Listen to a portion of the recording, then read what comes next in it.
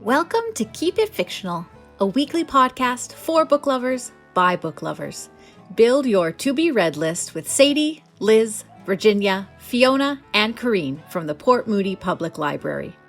Warning, this podcast contains strong opinions and may cause an increase in your library holds list.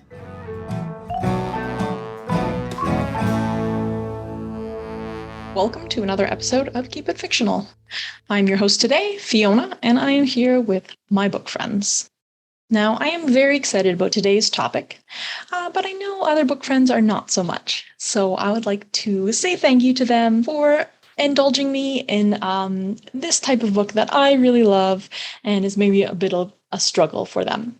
So today we're going to be talking about books that span multiple decades. Now, within that category are the books that I really love, which are family sagas. I love a book that has multiple perspectives, takes place over multiple time periods, and love it even more if they are connected by family. Of course, we've left it open to time hopping or non-family sagas as well. But I will be talking about family saga today, and I think a few other of our book friends will as well. So let's go over to them and see what they have all chosen. So this week, with the idea of a time hopping or generation spanning or perspective moving narrative, I decided that I wanted to go with Cloud Atlas by David Mitchell. This was an interesting one. Like many of the books that I choose to read, it's one where I've seen the movie.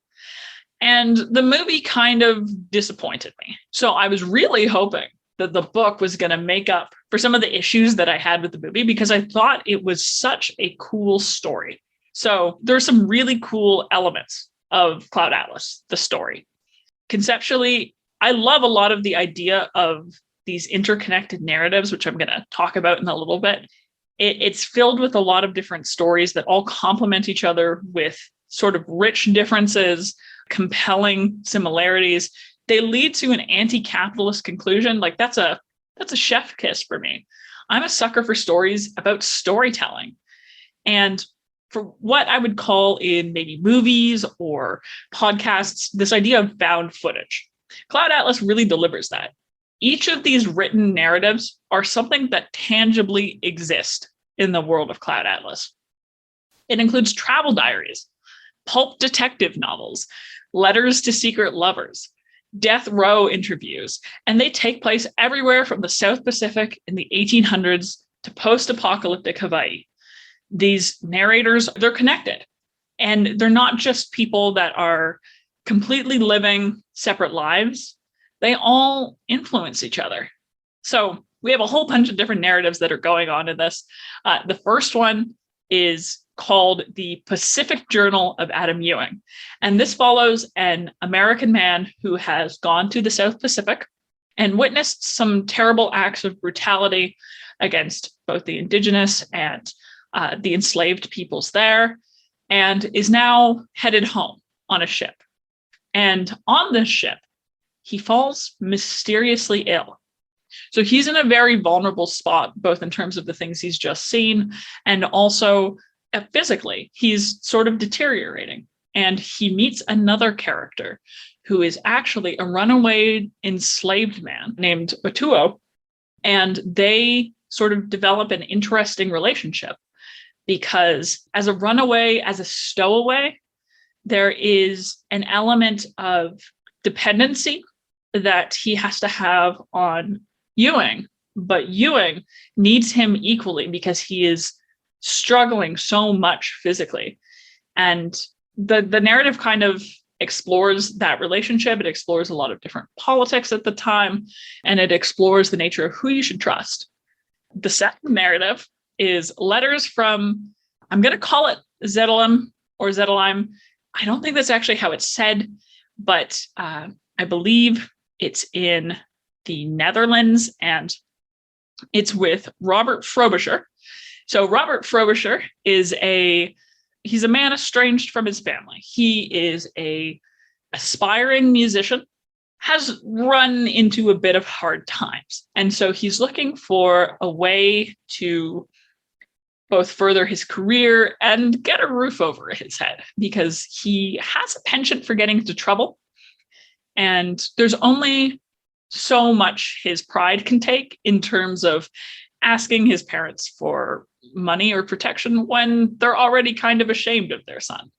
He finds a musician who, due to later onset disabilities in his life, is now unable to produce music in the same way that he used to. And so Frobisher offers his services to this man and says, hey, I can take the ideas from your head and try to bring them to life. I can play them out for you, and then we can annotate them, and then your legacy can live on.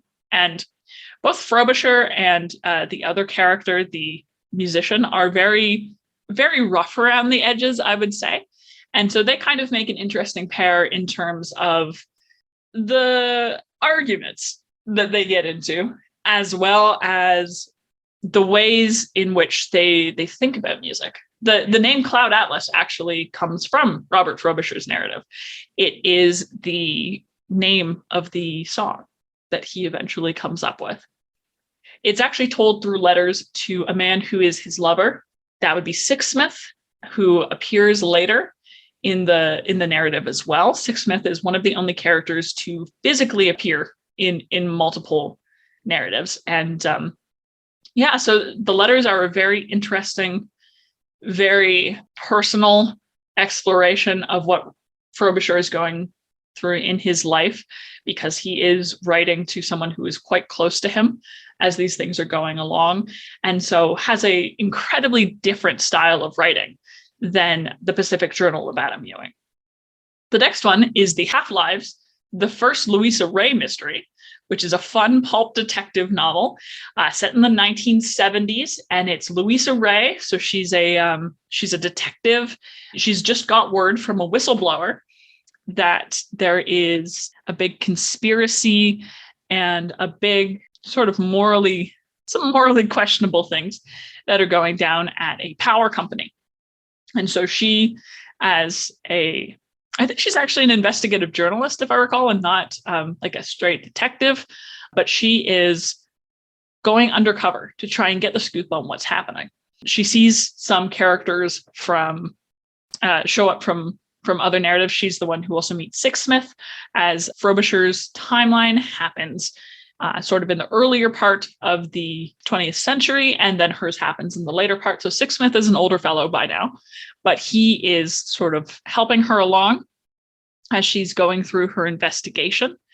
And this one is very fun, very action-packed. I always love a pulp detective novel, and so this one really follows through on that. The next one is The Ghastly Ordeal of Timothy Cavendish. So Timothy Cavendish is actually the person who was writing the first Louisa Ray mystery. He's an author, and he is getting older, and he gets on the wrong side of his brother, who decides to retaliate by putting Timothy Cavendish into a retirement community.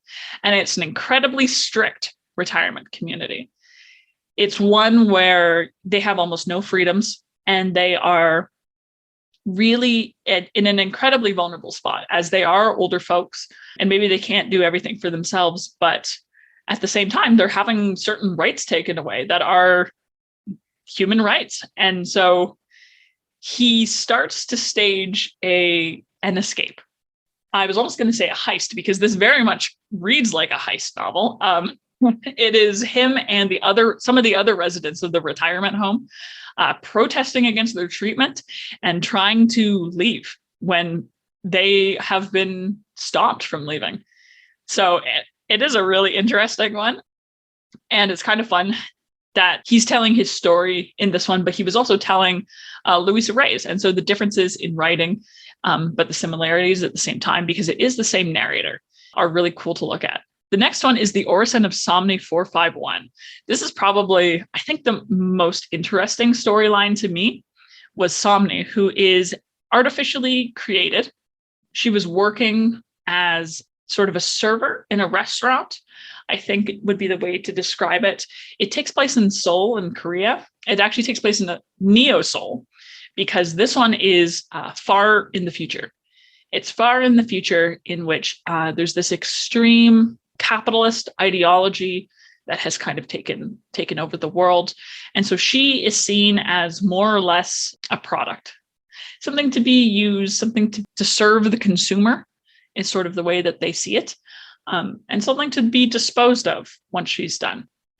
After seeing the horrible things that happen to another person just like her, after she happens to anger one of the consumers and is later essentially killed, Somni says that that's not okay. And she joins the resistance and actually becomes the figurehead of the resistance. So Somni's story is actually told through her speaking to the police and sort of being put on trial and telling her story in such a way that it cuts through the propaganda that might have been heard about her, but also is a rallying cry to anyone else who disagrees with the world in the way that it is. The last narrative is Sluicious Crossing and Everything After with Zachary. So this one was rough. It was rough to read. It was intentionally rough to read. This is in post-apocalyptic Hawaii, and it is an interesting narrative in the sense that I think it's meant to parallel the first narrative on the ship's journey out of the South Pacific in some ways. I would say it's meant to be a kind of tribal society that is dealing with the aftermath of a world that kind of tore itself apart. There are usually no visitors to the island. There are a small group of people who are still sort of retain a lot of the knowledge and the technology of the societies that came before. And that is a really interesting one because Zachary, the main character, who speaks in sort of like a local, I would say a dialect, he uses a lot of strange words to describe things and also likes to leave out vowels, which makes things really difficult to read. Or not vowels. He has kind of like it's hard to explain, but there's a particular way of speaking. Like you can read it with an accent. And he meets someone from the society that has survived. And they are trying to get to a place on the island that actually has to do with the goddess that he worships. The goddess, which is Somni 451, the freedom fighter from the last narrative. So incredibly interesting, different stories, very different in terms of the way that they're written, in terms of the characters, in terms of the concepts that you see and the plots and where they are and everything. So the format of the book is kind of, you start with the first half of the first narrative chronologically. So the earliest is that Pacific Journal of Adam Ewing. So you start with the first half of that, and then you move on to the first half of Robert Frobisher, and so on, until you eventually get to Sluicious Crossing and Everything After with Zachary, which is the furthest in the future. And that one, you just read the whole story. You read the whole story of Zachary. And then you start working backwards from that point. So then you get the second half of Somni.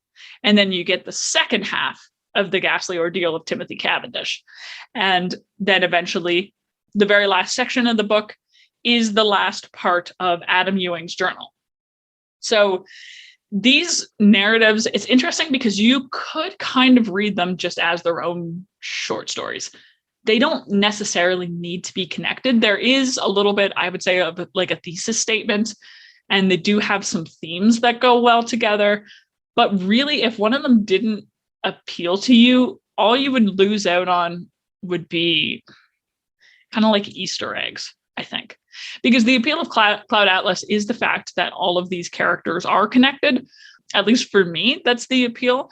I don't think I would have wanted to skip over any of them, but it's certainly the sort of thing that you could if you wanted to. Maybe if one of the narratives was just particularly hard for you to read, whether that be for writing style or whether that be for content, because there are some questionable things in here, both in terms of the fact that Robert Frobisher's narrative, I would say that there's a content warning for suicide. And in the Pacific Journal of Adam Ewing, certainly. And as well, I would kind of argue in Sluicious Crossing with Zachary. Both of them have some really questionable ways of portraying Indigenous peoples and ways of working with the way that we've talked about those groups in the past, because it's hard in the sense that Adam Ewing's story is kind of actually supposed to be unlearning the racism that he has within him as he's working with Otua and kind of getting to know him more. It's supposed to be sort of an undoing, and then he actually decides to promise himself to continue bettering himself afterwards. But that doesn't change the fact that you have to read through so much horrible stuff to get to that point.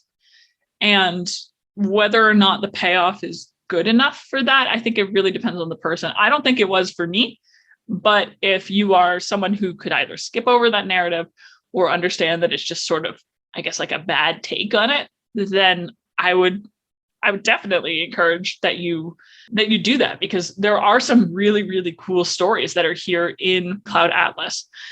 And the ways that they're all interconnected, I think, were some of the really cool bits for me. So Somni 451, she's a goddess to post-apocalyptic Zachary and his people. Robert Frobisher, the musician, actually finds an old copy of Adam Ewing's travel log, and he starts reading it to help pass the time. Somni is actually inspired by the life of Timothy Cavendish and his escape, because she sort of understands her own feelings of imprisonment and isolation in a similar way that Cavendish does in the retirement home. And Sixsmith, as I mentioned before, he actually appears in multiple narratives, and each of the characters are sort of wrapped up in each other in a way that's, I would say, like incredibly beautiful. The main characters all have this shooting star birthmark that shows that they are connected. And the ways that their stories connect, they're kind of inspiring each other. They're giving hope and solace and guidance in many cases throughout time and space. It's both a story that's intensely hopeful and looks on people's nature with love and compassion, but is also intensely critical of the capitalist, imperialist, authoritarian structures that we put in place as societies. So conceptually, A+. I knew a lot of the themes and stories going in because I'd watched the movie. And when I picked up the book, I really was hoping that the awkwardness of the movie would disappear and that what was left behind would be the sort of beautiful essence of the story, but I was wrong. Unfortunately, I actually kind of enjoyed the movie better, and the movie had some really bad problems. So the hardest to read for me was definitely the plots with the super old travel log, both in terms of the fact that I was really hoping after leaving history that I wouldn't have to read something with that particular writing style again, because it's very dense, it's very difficult to get through. He kind of goes on tangents, and the content of it was also very rough, as I mentioned. Like, even though it's supposed to be him unlearning racism, it's really just a lot of him reiterating racism and then eventually attempting to kind of grapple with it. And so that was really bad for me to have to read. Not because it was surprising, but because I was expecting something completely different out of his story than what I actually got. Having seen the movie and knowing that was sort of the end, I didn't expect it to dwell on it that much. I expected a lot more of his relationship with the other characters, and you really didn't get that. Like, it was a lot of inaccurate history of the South Pacific, I would say. And the rest of the narratives were also challenging for a variety of reasons. Some being that maybe I didn't connect with the character as much, or again, in some cases, I just wasn't a fan of the writing style. But I do know that the breath of relief that I let out when I hit Robert Frobisher's story right after that first chunk, it was palpable. So by the end, I had read enough plot lines that were interesting that I was kind of prepared for the second half. And I'm glad that I stuck with it, because I'm glad I know how it works. But for me, a lot of the appeal of Cloud Atlas, I would say, still is in those themes and is in the ideas of the narrative and the concepts that are behind it, as opposed to the actual writing or having to get through specific sections of it. So I would say that if any of those sound interesting to you, to try picking it up. And if you're the sort of person that can skim read, maybe just skim read for a little bit until you get to parts that are maybe a little more palpable. Because again, some of those plot lines really, really cool. Other plot lines, maybe not so much. And some of it is going to be based on personal taste versus I would argue that that first one really is the worst part of the book. And so if you can get through that bit, I think you're golden. So I would say that I do recommend Cloud Atlas, especially to people who like speculative fiction, sci-fi, people who are interested in a lot of genres, because it really does pick up on a lot of different genre writing, genre themes, and in some ways is kind of a love letter to the concept of jumping around in a time hopping thing. Maybe a little bit different than what Fiona was thinking, because Fiona is a big fan of the family saga.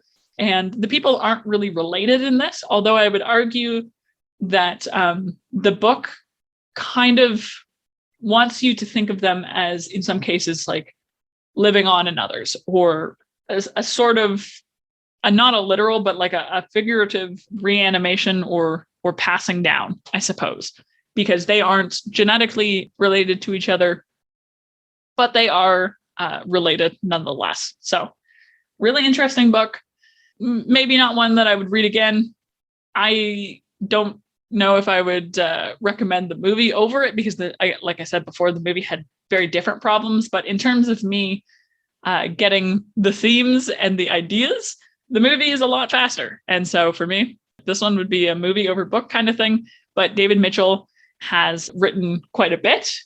And this is maybe one of his more well-known ones. But if he sounds like the kind of person that comes up with the kind of stories that you would be really interested in, I would encourage you to take a look at the other stuff that he's written. All right. Well, I chose a family history, which is technically the saga of 3 generations of a family, so it totally counts. Is it your traditional family story?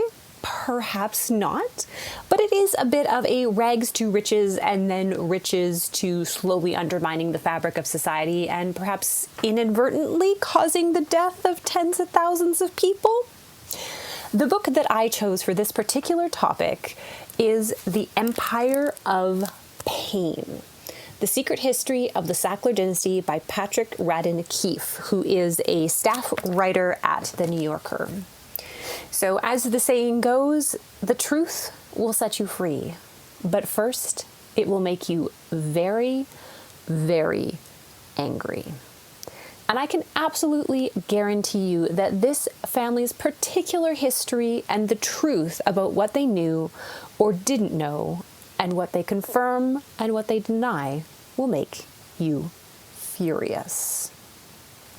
The story starts almost like a fairy tale. It is the 1920s, and we have 3 brothers, Raymond, Mortimer, and the oldest brother, Arthur. It is the midst of the Great Depression. They are the children of Jewish immigrants and suffer under great privation and anti-Semitism.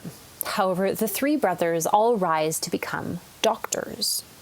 Most of them are happy in their field, but Arthur, the oldest, sees an opportunity and looks at the field of medicine in a different way. He sees an opportunity to make a little bit more money. Using his insider knowledge of the field, he decides to combine his innate talents for marketing and pharmaceuticals. Arthur eventually creates almost like a playbook of how to sell a particular drug and make it a hit. Essentially, what he does is he bypasses the entire traditional way of selling drugs and talks directly to the doctors. For who better is to sell your product than the person who is prescribing them? He also uses money and influence to maybe affect the decision of the FDA or certain politicians that will be making key decisions. And the other thing that is also very, very important is that you downplay the addictive qualities of any drug that you might have. Sure, every drug has side effects, but as long as you put it in the tiny print and instead say how great they are, you don't need to really worry that people can't stop taking it. Isn't that a sign of its success? As these three brothers begin to really come into their own, what they become very, very proud of is their family name. All three brothers work together and they purchase a pharmaceutical company, Purdue Frederick, that is run by Raymond and Mortimer. Arthur stays at what he's good at, and that is marketing.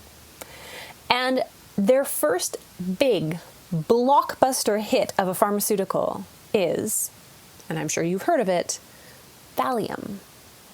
This makes them a fortune, and with that, they start to build that family name. They build hospital wings. They build art galleries. They fund every university that you can think of, probably has or had a Sackler wing. They are known throughout the world for their charity and for their generosity. By the time that Arthur passes away, it is Raymond's son, Richard, who is running Purdue Frederick. He's using these same old techniques that Arthur used that always worked. Market directly to the doctors, influence who you can, and downplay those addictive qualities.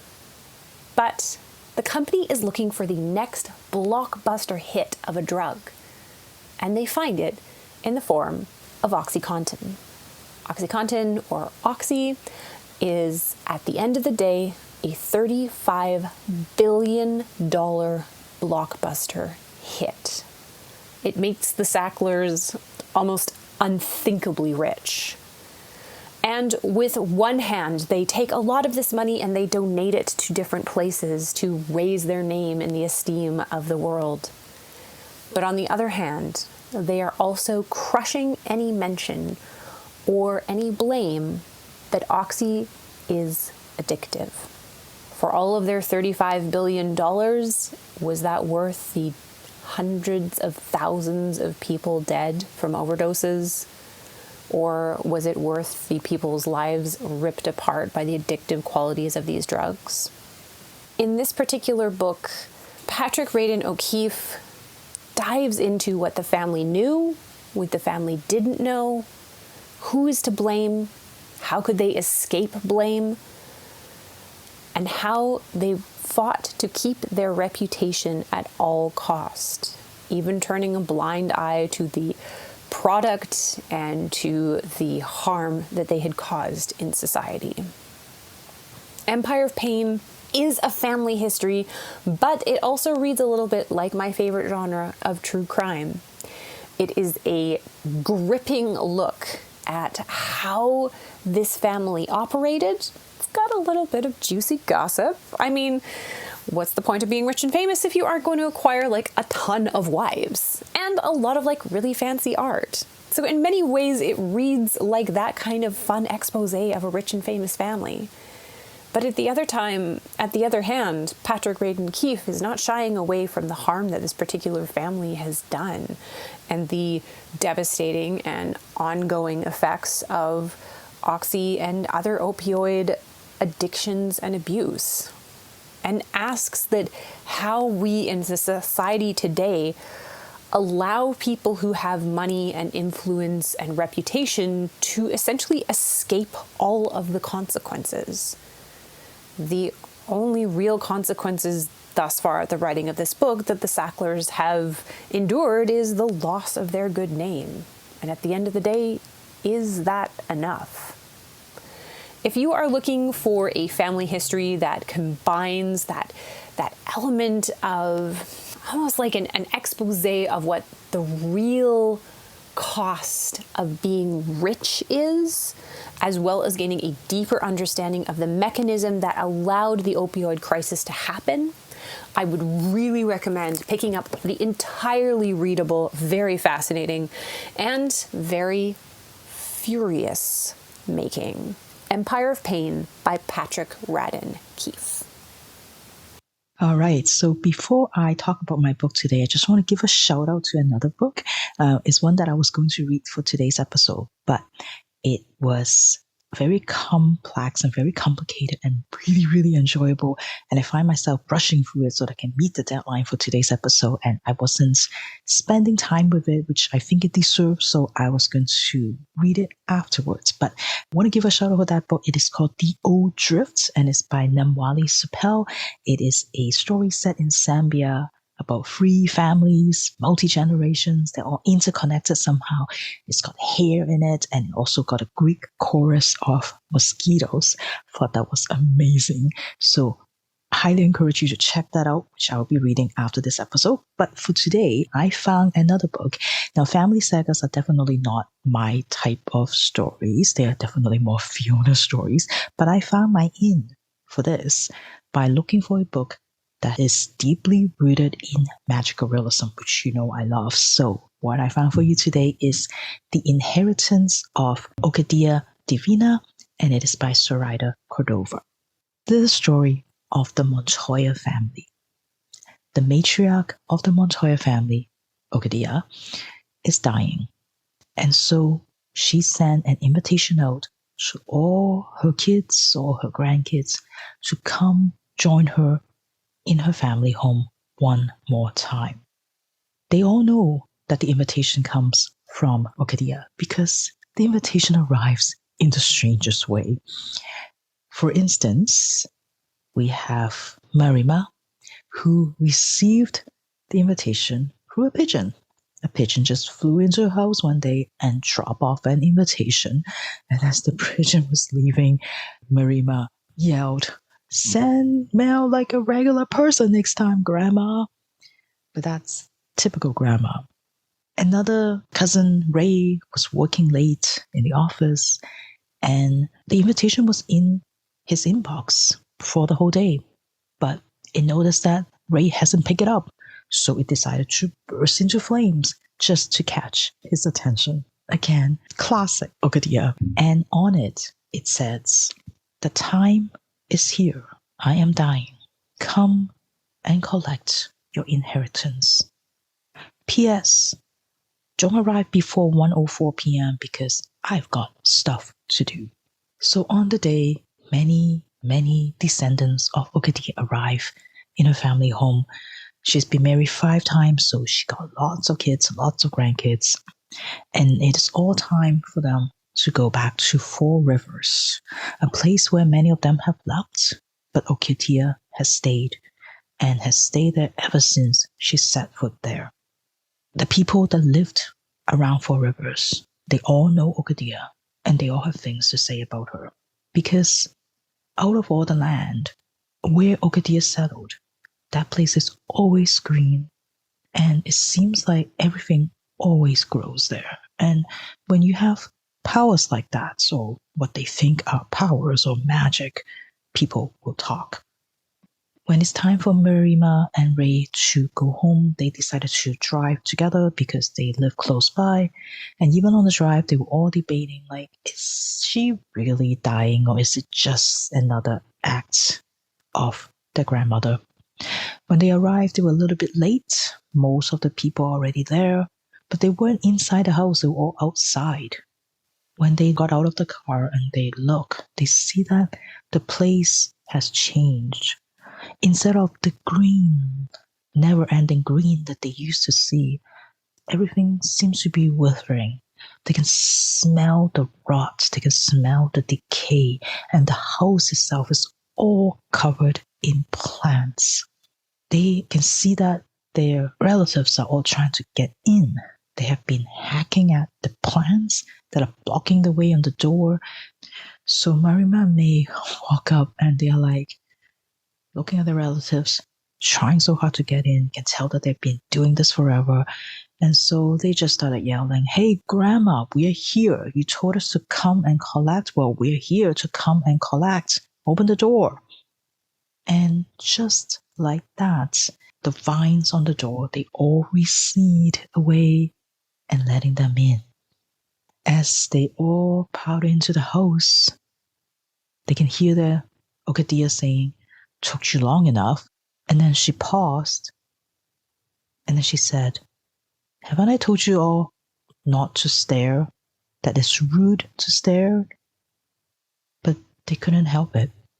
Everyone was just staring at Orquídea, jaws dropped, because Orquídea has turned into a tree. It's decidedly Orquídea with her face on it, but she is now a tree, deeply rooted into the house. As Orquídea parting words she gave to her grandchildren, protect your magic. And 7 years later, as Marima and Ray and Rhiannon, as they all inherited this magic and the curses that go with it, they have to learn how to deal with the effects of this. Not really quite sure what it is that they have inherited. But then when something more sinister arrives at the door, and it seems to be especially targeting the Montoyas, the three cousins decided that it is time to journey to Ecuador to try to figure out what happened to their grandma and to get to know her a little bit more. This is a story full of hidden family secrets. There are so many mysteries. And if you love a book where they talk about going through papers in the attic, looking through old photographs and finding secrets, then this is a book for you. The books alternates between two timelines. We got the present where we follow the three cousins, and then we also got the past where Orquídea was young and we found out what she has to endure and what are the choices that she has made and how those choices have shaped not just her own life, but the lives of her descendants. And all of that history becomes part of you, whether you realize it or not. And I love how the story moves from the different points of views and not just the timeline, but among all the different characters, so that you can feel how interconnected we all are and how we can draw out that connection and what binds us together and draw strength from those family bonds. It is very much a story about finding out who you are, and it is full of girls, full of women who are learning about the world that they live in, a world where they are looked at as objects, the world where people have an obsession to own them, to try to possess them. There's a refrain throughout the book when we were told to guard against brittle things, and how that changes the meaning of that when we talk about brittle things. Like, is it talking about themselves as vulnerable as brittle? And how we thought that might be what the saying is, and how that takes on a different meaning as the story progresses. And it is a story about learning getting the courage to grow thorns. And in this case, literally to grow thorns. So it is a book full of magical realism. If that is the type of story that you like, I think you will really, really enjoy this. Great family saga, The Inheritance of Orquídea Divina by Zoraida Córdova. My book for today is from an author who I have had on my to-be-read list for a very long time. It was one of those names that just kept coming up, but I didn't necessarily know why he was such a big deal. So I am talking about James Baldwin. He is a very prolific author who was born in the 30s and grew up in Harlem. And he was a big advocate for LGBTQ plus community and the Black community. So the book I have chosen is actually semi-autobiographical about his child and teen years. It deals with the difficulty of family, but ultimately is a very positive, transformative book. This book follows the life of John Grimes when he's a child and an early teen. So John is introverted, reflective, gentle, and everyone expects that he will grow up to be a pastor, because that is what his stepfather does. And even though his half-brother is really the one who is related to Gabriel, his stepfather, Roy, the brother, doesn't really have what it takes to be a pastor. So it falls to John. It's just an expectation. Everyone figures that's what he'll do. No question.